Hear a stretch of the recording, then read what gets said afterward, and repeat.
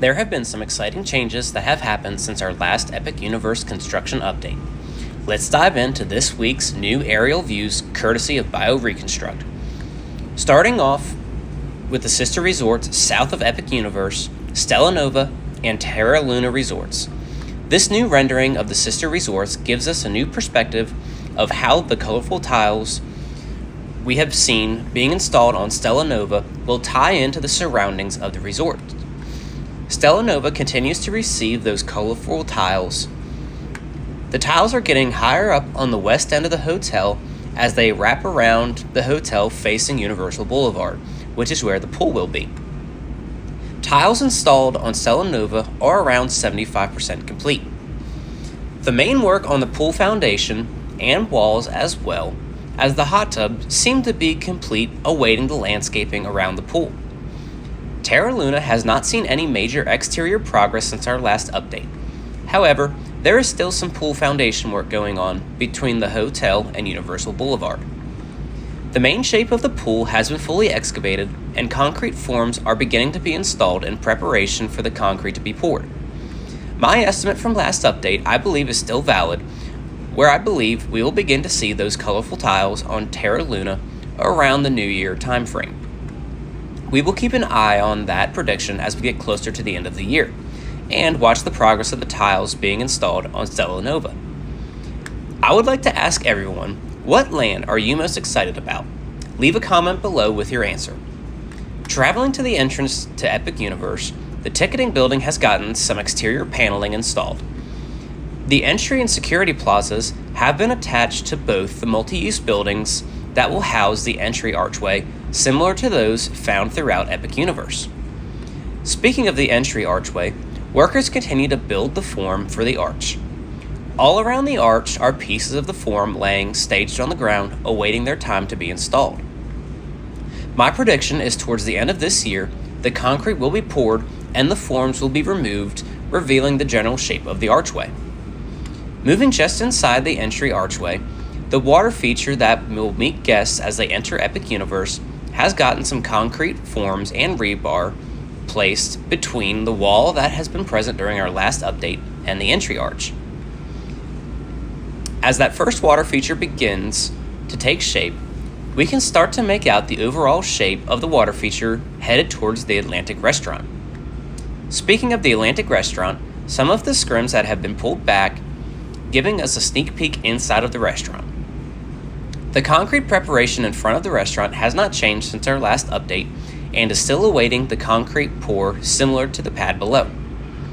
After many updates of not much visual progress at the Celestial Carousel, the first roof panel has been installed between the arches. Looking more closely at the panel, you can see a raised design which may be sections for stained glass or sections for paint to give the look that we have seen in the park renderings. The splash pad behind the carousel has seen more landscape work done around the perimeter of the area, bringing the landscape almost to the final level before the concrete preparation begins. The barbecue restaurant in the back of the park has seen a second themed chimney added at the number 2 on the left side of the building. The main fountain at the back of the park continues the work of adding the concrete bleacher style seating all around the fountain. The mystery building next to the main fountain continues to erect walls with still no word on what this building may contain. Behind the fountain is the Grand Helios Hotel, which is the park's on-site hotel. Workers have added another floor to the resort since our last update. Next to Dark Universe, the pool area of the resort has revealed some more shaping as some of the round concrete forms have been placed. The parkside lobby extension roof has just about been completed, and if you look between the columns, you can see some rough framing for walls and what looks like to be a window frame in between each column. In the new Wizarding World land of Epic Universe, theming continues all throughout the streets. In the back of house, the turret theming element in the foreground continues to have work done as a service ladder has been recently placed. Behind the main attraction in the land, work continues on the overflow queue outside of the ride building seen at number 2. The area for further expansion of the land is next to the feature ride building seen at number 3. As more scaffolding is removed from the building facades, we will be able to get a better idea of how the streets will look. Transporting through the pipes to Super Nintendo World and the Mushroom Kingdom, detailed exterior paneling added to Peach's Castle last update has started to be painted gray in preparation for the stone look theming. Over at Yoshi's Adventure, more ride vehicles have been installed onto the tracks, as well as more paneling have gotten that classic Nintendo look. At Bowser's Castle, scaffolding has recently been erected around the entrance, which doubles as the entrance to the Mario Kart ride. To the left of the entrance, there has been some theming work on another doorway, which could very well be the exit to the gift shop from the Mario Kart ride. Looking down into the multi-level areas of the Mushroom Kingdom, you can clearly see the stairs that guests will take from the Mario Kart ride down to the lower levels of the land. Mount Beanpole continues to have theming revealed from the base up, and soon the entire mountain will be revealed in all of its glory.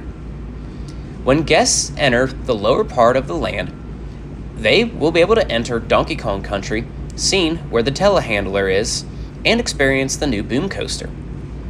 Around the Boom Coaster, some additional framing and paneling is being installed where guests exit the indoor part of the coaster. Some theming can also be seen on the exterior of that part of the building through the scaffolding. The last change in Super Nintendo World is the exterior paneling being added to the kiosk directly next to the coaster's water feature. Sailing over to the Isle of Burk and the How to Train Your Dragon Land, the rock theming around the lagoon and second launch of the coaster continues. The scaffolding has now fully enclosed the land's quick service restaurant next to the boat ride. The boat ride has seen the greatest amount of work since our last update, with lots of themed elements added to the load station.